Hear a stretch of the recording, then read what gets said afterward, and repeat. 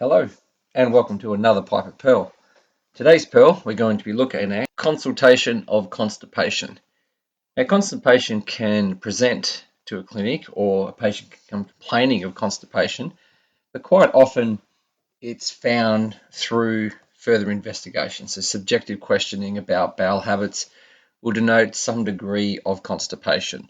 So whilst it's a relatively common disorder, sometimes patients may not have a full or complete understanding of what constipation is or the dangers associated with it.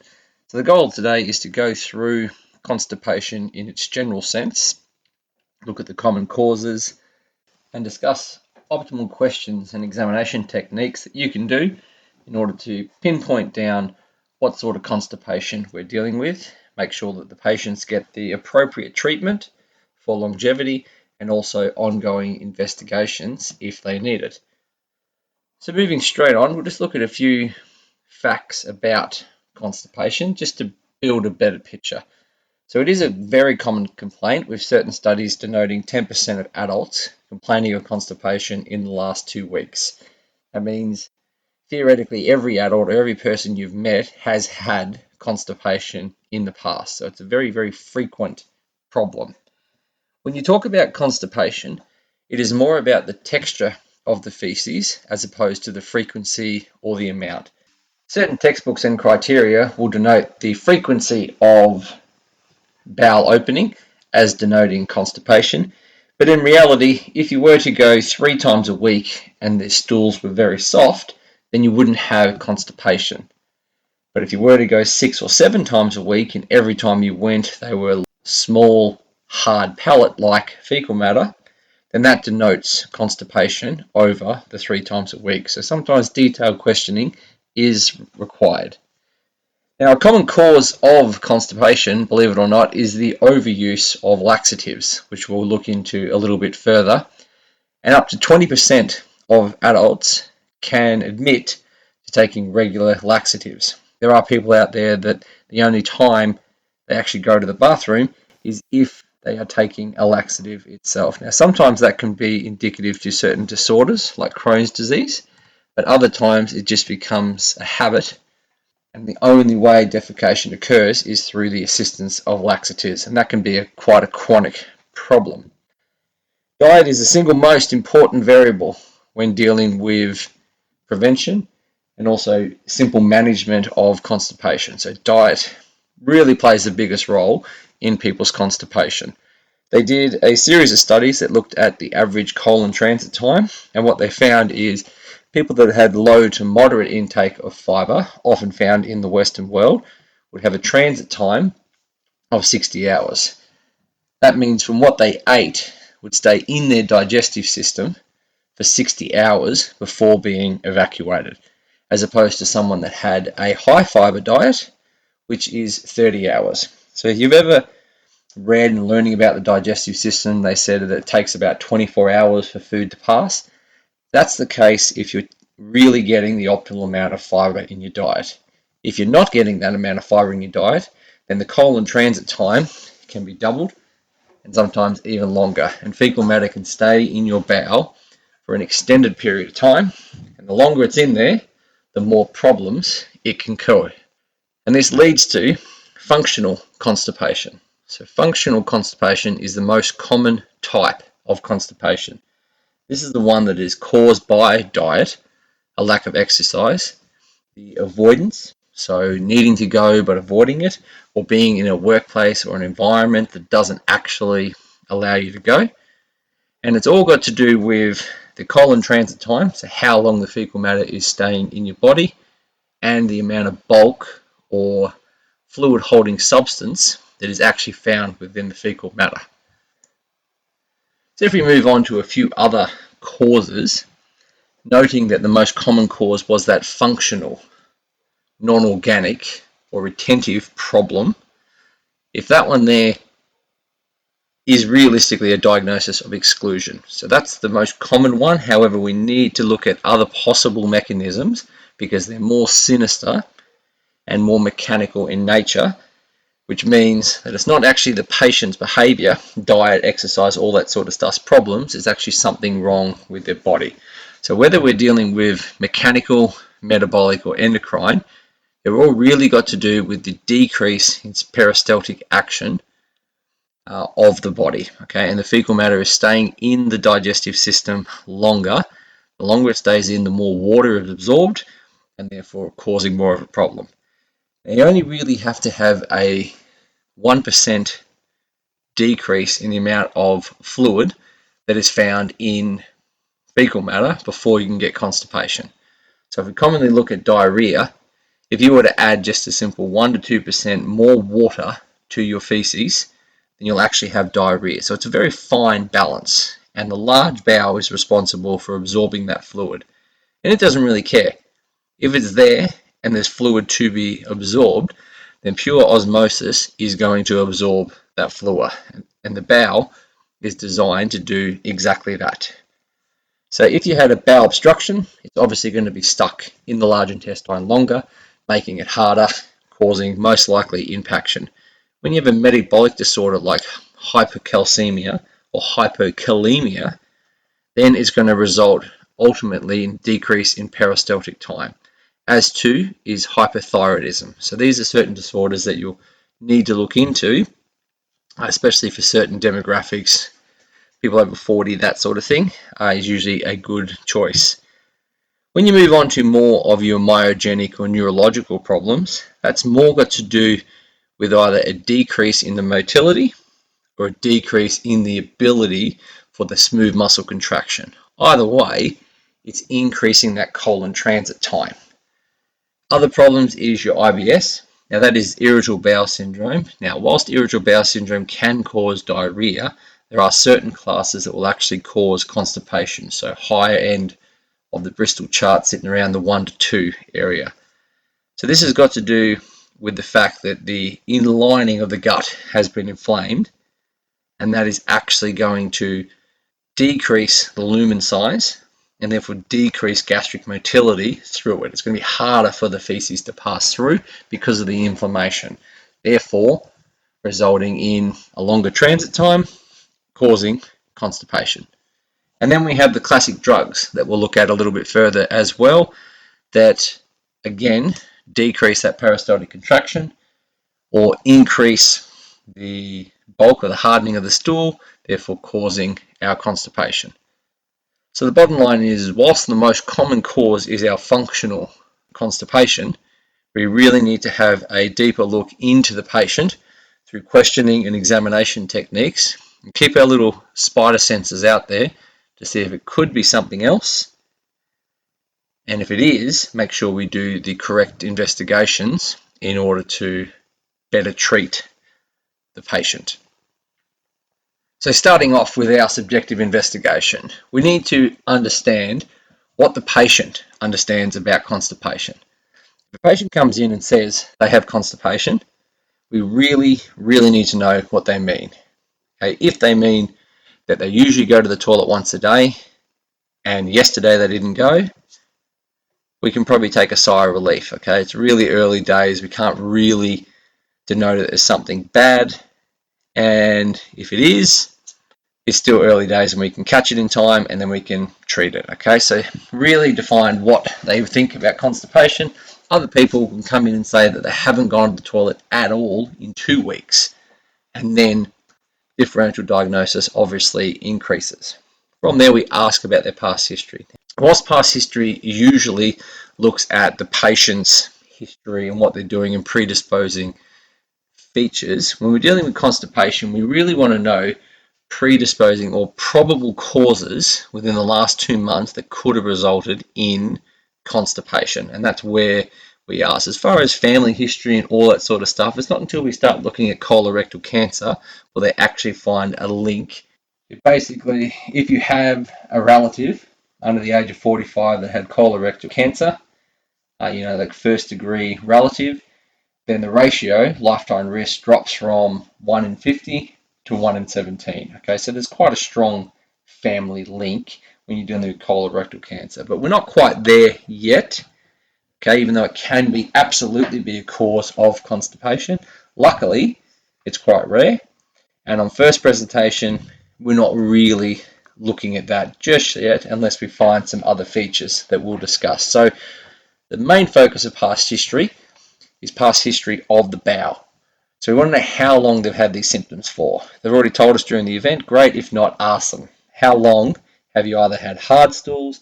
How long have you had a decrease in fecal matter? How long have you gone less to the toilet? Whatever their complaint is, go from there. Ask about their diet. Have they been filled for the last couple of months eating nothing but rat packs? And have they been selective with their rat packs, only eating certain things? Okay, so ask about their diet, denoting that it's the most common cause. Work history, prolonged sitting, indicative with travel, that sort of risk. If someone's been sitting for extended periods of time, traveling for extended period of time, that can be an increased probability of constipation. As to, can your working in hot, arduous environments more likely leading to dehydration? If you're dehydrated, the body's going to take more fluid from the bowel in order to compensate for that dehydration. So, natural cause, if you've been dehydrated for an extended period of time, constipation is probable. In order for your bowels to function properly, you need some sort of exercise. Okay, so if the person has been locked down in a bunker, unable to exercise for a series of weeks, then that definitely can be a predisposing factor, and that goes hand in hand with the work environment and sitting. From there, we can also ask about chronic disorders that they may have. Okay, so it's inflammatory bowel disease, any diverticular disease, carcinomas in the colon beforehand, things like that. So just ask about chronic conditions, and you can also ask about current anorectal conditions as well, like hemorrhoids, which can also be a predisposing factor. From there, we move on to our subjective questioning, and really we're going to focus in on the stool. We want to learn everything we can about the stool. If they have a sample of it, that's even better. We obviously want to know how often they're going. We want to know how much they're actually going as well. We want to know what it looks like. We want to know colour, consistency, size, shape, that sort of thing. So if it's small block-like pebbles versus stringy, basically we can denote what sort of things we're dealing with. If it's a stringy, hard to excrete fecal matter, and it's more indicative to inflammatory bowel disease, we need to ask if there's any associated pain when opening their bowels. This works one or two ways. The pain caused by anorectal disorders, hemorrhoids, hematomas, abscesses, can actually prevent the person wanting to open their bowels, leading to constipation. And then obviously an enlarged hard stool can also denote constipation. So we need to be very specific about what sort of pain the person is feeling. We definitely want to know about blood associated with the stool. Now, if the blood is separate from the stool, and you're looking in the toilet, you've got blood and you've got fecal matter that's separate, then it's mostly indicative of an anal rectal disorder. If the blood is mixed within the feces itself, then we can start looking higher at the colorectal region, and it's a big red flag that a fecal occult blood test and investigation for colorectal cancers should occur. Another thing that may not be intuitive is someone's complained about not really having good bowel motions for a while, but then complaining of soiled underwear or small amounts of diarrhea. It can actually be constipation that is causing this problem. So if someone was to have a large plug or a mechanical obstruction like fecal impaction, meaning the large plug cannot get through the rectum into the anus in order to be excreted, fecal matter is still being produced. And because the large bowel is very good at stretching, as the fecal matter comes down the large intestine, it will go around the impaction and cause it to come out. Now, if the impaction is very low in the rectum and the anus, the size of it can actually cause the internal and external sphincters to open a little bit, therefore leak watery stools. So the patient will actually find soiled fecal matter in their underwear in the bed sheets, that sort of thing, and it's constipation that is the leading cause of that. We want to ask about allergies, but mostly because certain allergies can cause inflamed bowels, especially associated with milk proteins, that sort of thing. So those sort of allergies can be asked, but realistically, if we're thinking of getting medication, we want to ask about allergies. Not many medications that we're going to choose to use have a strong allergy profile, but it's always good to ask.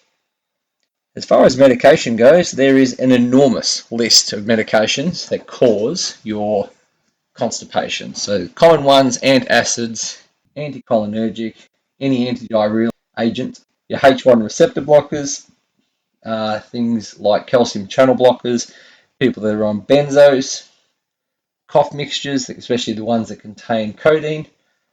Your iron supplements are massive. Laxatives are a leading cause, which I spoke about. Opioid analgesics, but then you can also go into your gabapentins, SSRIs, tricyclic antidepressants, and also diuretics, especially diuretics that are not potassium sparing, therefore causing your hypokalemia. So always ask medications that they're taking, including the natural therapies, because a lot of them will actually have a link towards constipation.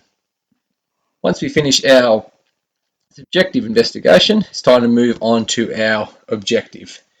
Now, the objective ones are quite simple. We want to palpate the abdomen.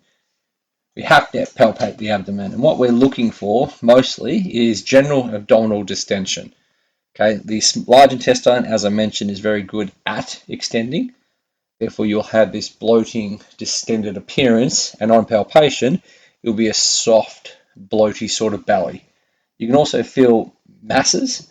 The right inferior region can be inflamed, but also if you just trace the large intestine, you can feel fecal impaction. Now, remembering that the descending colon, where we're more likely to find fecal impaction, is on the left-hand side of the body. So when you're palpating down the left lateral aspects of the bowel, that's where you're most likely to feel fecal impaction. And you do have to turn in towards the iliac region in order to palpate that sigmoid area as well. From there, we need to inspect the anorectal region in order to look for any lumps, any reasons that there'll be pain caused on defecation, or any reason there would be an obstruction. A good trick that can be quite uncomfortable for the patient to do when you explain it is you actually want to get them to bear down gently, not to the point of defecating, but bear down for you on examination. That way you can witness any prolapse that could be causing an obstruction. As far as digital exams go, a lot of the textbooks and the recommendations in studies will say that a digital examination is mandatory. Okay, and it definitely is a great idea to feel any anal masses, like your internal hemorrhoids, but also anal cancers. And if you're thinking impaction, the person hasn't gone a long time, they've got a larger discomfort, pain profile, that sort of thing, then impaction can definitely be the problem, and a digital examination can feel this impaction. And if it is, then that alters the way that we're going to treat the person as well. Okay, so a digital exam is needed if you're going to say that this person is impacted, and if you're thinking that there's some sort of mechanical obstruction. If your questioning line has found other probable reasons and it's early, they haven't had it for an extended period of time, probably have a consultation with somebody to see if a digital exam is recommended. As I always mention, if you're going to hand it over to somebody else who's going to perform the digital exam, only do it once within your clinic. It's just best practice for all the patients. Now, as far as x-rays go, they used to be the be-all and end-all, but realistically, they're only useful when you're dealing with fecal impaction. Like that's pretty much it. Other than that, you really need a barium swallow and other more sophisticated imagery in order to find out what the causative agent is of your constipation. And pathology can be really useful if you're thinking that it's a metabolic or a serum-based problem in particular. Then you can have a look at that sort of pathology. Other pathology that is a good one to have is obviously your fecal occult blood test to rule out any colorectal problems. Okay, when we move into our assessment after we get all of our data, we need to really distinguish what we're dealing with. And we need to grade what sort of constipation we are dealing with. Because if it's simple constipation, or what's been denoted simple functional constipation, our treatment's going to be quite simple.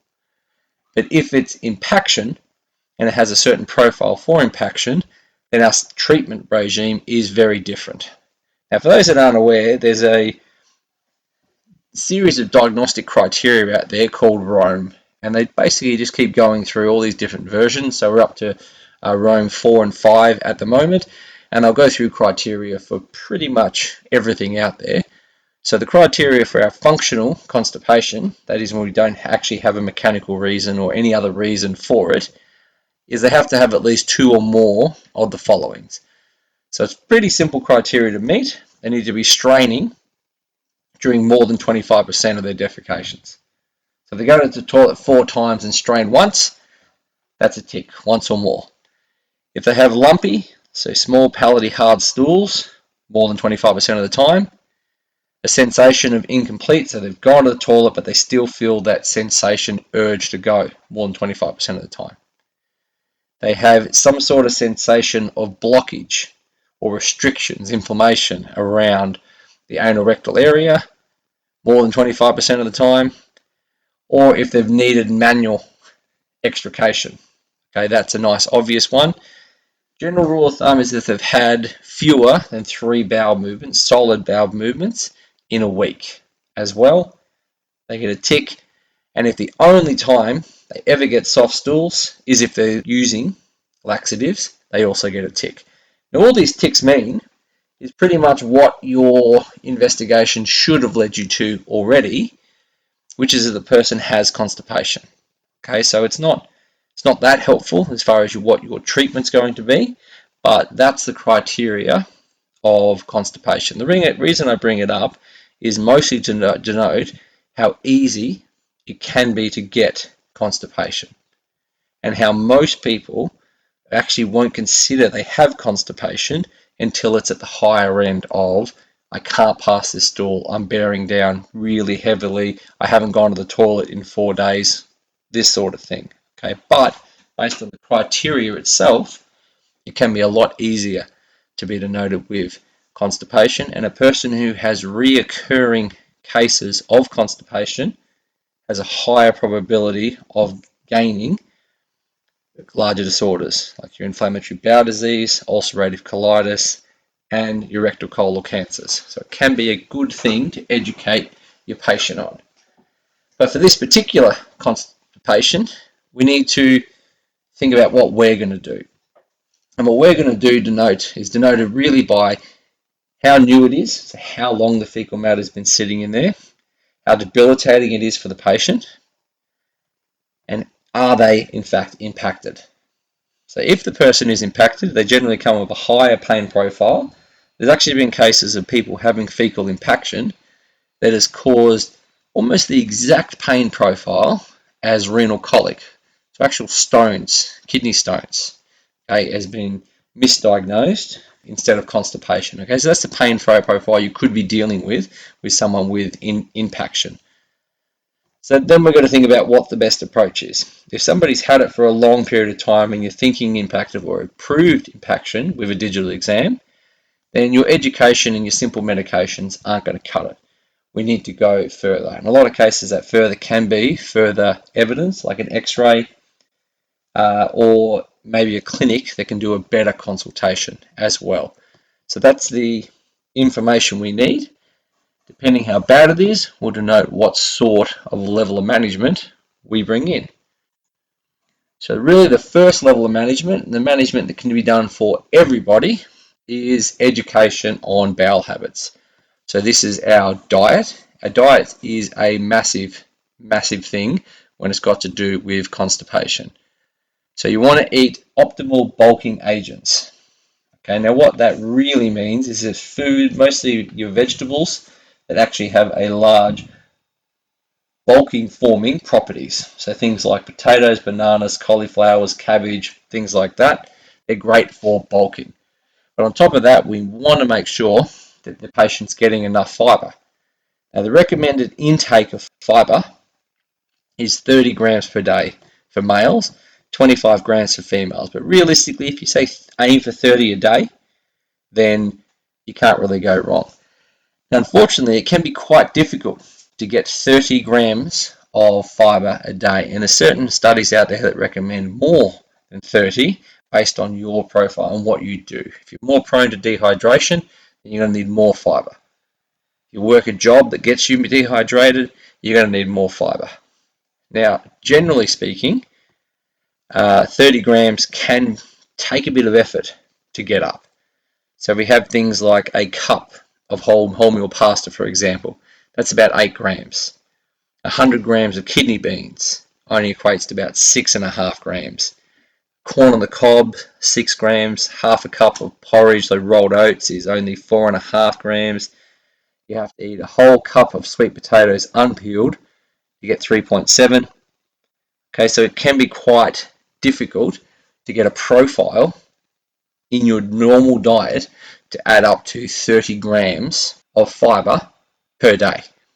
And then we've got to look at whether it's soluble versus insoluble, okay, because insoluble is a little bit better, and it can get quite complicated. So if the patient can't do it because they don't have access to that sort of food, they don't like eating it, it's too much food, or they're on a special diet for whatever reason, then you can start looking at things like your general bulking agent fibre supplements as well in order to help them. And that goes with the first line of medication, which is just your general bulking fibre agents like Metamucil. Okay, so that's the education on fibre and diet. Then it goes on to telling the patient not to neglect when they need to go to the toilet. So if they feel the urge to go, then they should go. And they're on the toilet, technically speaking, they shouldn't strain at all. Okay, if they can raise their legs above, or basically not on the floor, just to change the angle of the pelvis, and the feces should just fall out, basically, once it opens up. Right, so that's generally what it's supposed to be, minimal straining done by not neglecting the need to go. If they're in a workplace that says that they can't go, and that happens, obviously, then they should take every opportunity to go. Okay, so if they've held off, as soon as they're able to go, they should prioritize going to the bathroom in order to prevent further complications. And if they have an incredibly sedentary life and job, basically means they're not moving around at all, sitting long periods of time, that sort of thing, then exercise is 100% recommended, and it can just be as simple as walking. Okay, walking is actually the best exercise to increase peristaltic movement. It's not the best exercise in general, but it's best exercise for what we're dealing with now. So if that's all they can do, then that's all we sort of aim for them to do at this stage. If we choose to use medication, then always front line is that bulking agent. If they've had constipation for a while and they need that little bit of help, then we're dealing with short-term use of second line osmotic laxatives or stimulants. These are not common used medications. They should not be used prophylactically, really, and they should not be used for an extended period of time. They should be used until the bowel is, and then they should be withdrawn in replacement for a proper diet with or without the frontline medication of a fibre supplement. Okay, so your Osmolax is what's known as an osmotic laxative. Basically binds in with the feces and just helps hold more fluid into it. So it works as a slightly better fibre, and it also draws more fluid around the surrounding bowel from the interstitial space in order to lubricate it. When you get a stimulant like your Senegar, that actually increases your gastric motility, and it also increases your mucosal production in order to lubricate and increase the motion. Sometimes the problem's at the end, not at the beginning. So people can have all these second line managements, but nothing actually happens because there's a plug, or the problem is actually lower and the medication can't actually get to that lower aspect to soften it. Okay, so then we need to move to our third line, which is our Microlax. Now, Microlax is mostly reserved to those ones that have failed, the other ones, or it's been a long period of time and the person hasn't actually gone.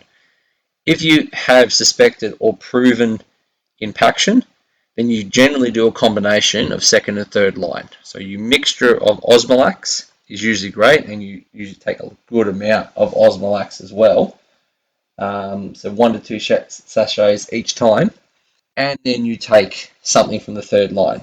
So it's either your glycerol suppositories or your microlax. You do those together, and generally the treatment goes for 3 days until the impaction has been cleared. Okay, it's a little bit different to a PK prep, where you're just flushing the system out and not eating anything for 3 days. This one here, our goal is to remove the plug. If these managements don't work, then the person has to go on for more drastic means of management that can be versions of fleet enemas or manual evacuation. Okay, but it is serious, so you need to actually know if the patient has been successful in clearing the bowel. From there, we can look at restrictions. The restrictions really are based on the severity, and it's based on the cause. If you don't know the cause, and they need further investigation, because it could be something outside of the functional, so their perfect diet, perfect exercises, great water intake, no real reason for them to be constipated, then we move on to some of those other investigations. If it's that, we want to sort of keep them out of environments that is going to increase the risk factors of constipation. So poor diet, dehydration, that sort of thing is going to make it worse. If they need to have some help with PT, we want to reduce the level of PT they're doing, basically to that walking. You never want to say no PT. Okay. If they are under medication management, then they need to have access to a bathroom. So if you're in an area that it takes significant effort to get to a bathroom, like in the middle of certain field environments, that sort of thing, then restrictions out of the field or into an area where there is a bathroom can be beneficial for the patient. As far as referral goes, really anything over 2 months, they've got symptoms for over 2 months, it just warrants a slightly deeper investigation. Okay, you can call up and talk about impaction management, digital exam, that sort of thing. So that can either be a consult or a referral. And then if the cause is likely related to any anal rectal prolapse, the patient needs to be referred for ongoing management. Okay, so that brings us to the end of our constipation consultation. Hope you got something out of it. Bottom line is, when you're dealing with constipation, despite being very common, and despite the most common cause being the patient not taking care of their bowel actions, we always need to keep our feelers out. And if there is no logical reason why this person should have constipation, then we need to send them more forward for further investigations through imagery, pathology, or even with specialists to try to find out why they could have constipation. This is particularly important really for anybody over the age of 35, but in particular males over the age of 50 represent 90% of all cases of colorectal cancer. So just keep that in the back of your mind. And if someone has reoccurring cases of constipation or constipation with no real reason for it occurring, then further investigation and pathology should be your next point of call. But until next time, take care.